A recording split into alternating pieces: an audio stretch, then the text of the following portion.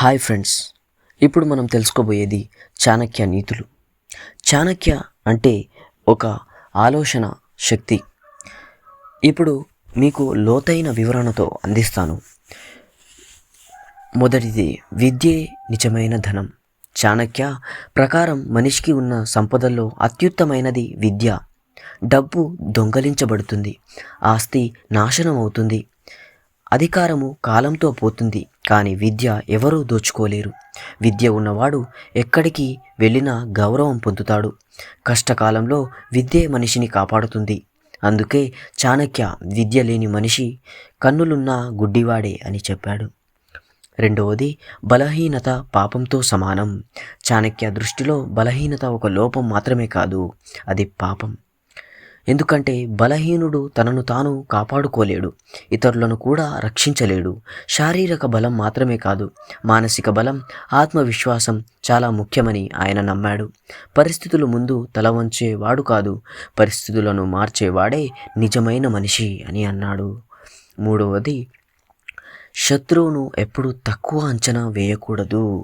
చాణక్య నీతుల్లో ఇది చాలా ముఖ్యమైనది. శత్రువు చిన్నవాడైనా బలహీనంగా కనిపించినా నిర్లక్ష్యం చేయకూడదు. చిన్న అగ్ని పెద్ద అడవినే కాల్చగలదు. శత్రువు బలహీనతను అర్థం చేసుకోవాలి, కానీ అతన్ని తక్కువగా చూడకూడదు.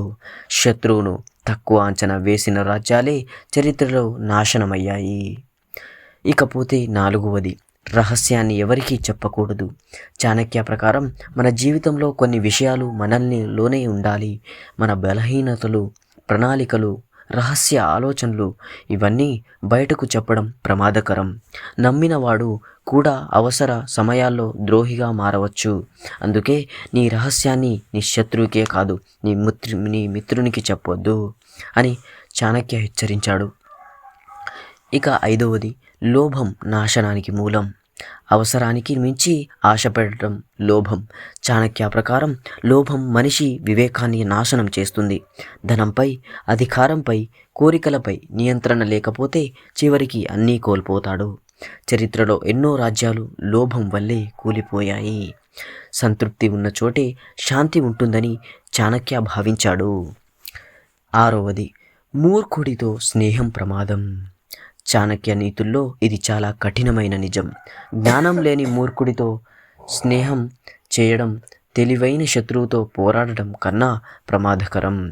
మూర్ఖుడు మంచి ఉద్దేశంతో చేసిన పని కూడా నష్టమే కలిగిస్తుంది.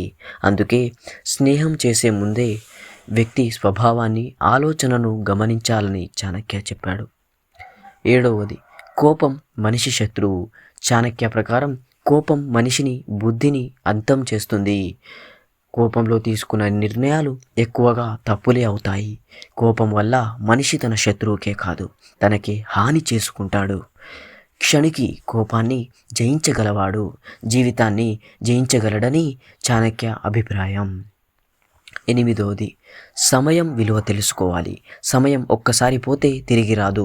చాణక్య సమయాన్ని దేవుడితో సమానంగా చూశాడు. సరైన సమయంలో సరైన నిర్ణయం తీసుకోకపోతే తెలివి ఉన్నా ప్రయోజనం ఉండదు. అవకాశాలు తలుపు తట్టినప్పుడు తెరవని వాడు తర్వాత దానిని కోల్పోయినందుకు బాధపడతాడు. తొమ్మిదవది, స్వార్థం లేని దానం శ్రేష్టం. చాణక్య ప్రకారం దానం గొప్ప గుణం, కానీ పేరు కోసం చేసే దానం వ్యర్థం. నిజమైన దానం ఎవరికీ చెప్పకుండా, ఫలితం ఆశించకుండా చేయాలి. అలా చేసిన దానం మాత్రమే పుణ్యంగా మారుతుంది. దానం మనిషి హృదయాన్ని విశాలం చేస్తుంది. పదవది, ఆలోచించి మాట్లాడాలి. మాటలు ఆయుధాల వంటివి. ఒక మాట స్నేహాన్ని పెంచుతుంది, మరో మాట శత్రుత్వాన్ని పెంచుతుంది. చాణక్య ప్రకారం మాట్లాడే ముందు ఆలోచించాలి. ఒకసారి నోటి నుంచి వచ్చిన మాటను తిరిగి తీసుకోలేం. మౌనం చాలా సందర్భాల్లో బలమైన సమాధానం. 11వది, అదృష్టం కాదు, శ్రమే ముఖ్యము. చాణక్య అదృష్టాన్ని నమ్మలేదు. ఆయన నమ్మకం ప్రకారం శ్రమ చేసేవాడికే విజయం దక్కుతుంది. అదృష్టం కూడా శ్రమించేవాడి వైపే మొగ్గుతుంది. కూర్చుని కాలాన్ని నిందించడం కన్నా లేచి పని చేయడం మేలని చాణక్య నీతి. 12వది, నాయకుడు ఎలా ఉండాలి. చాణక్య ప్రకారం నాయకుడు ప్రజల సేవకుడు తన సుఖం కన్నా ప్రజల సుఖాన్ని ముందుగా చూడాలి. ప్రజల సుఖంగా ఉంటే రాజ్యం సుఖంగా ఉంటుంది. నాయకుడు అలసత్వం చూపితే రాజ్యం నాశనం అవుతుంది. రాజు నిద్రపోతే రాజ్యము నిద్రపోతుంది అని చాణక్య హెచ్చరించాడు. 13వది జ్ఞానాల సాంగత్యం. చాణక్య నీతుల్లో సత్సంగానికి పెద్ద స్థానం ఉంది. జ్ఞానాల సాంగత్యం మన ఆలోచనలకు శుద్ధి చేస్తుంది. చెడ్డ సాంగత్యం మనిషిని పతనానికి నడిపిస్తుంది. వాతావరణం మనిషిని మలుస్తుందని చాణక్య స్పష్టంగా చెప్పాడు. 14వది తల్లి తండ్రి గురువులే.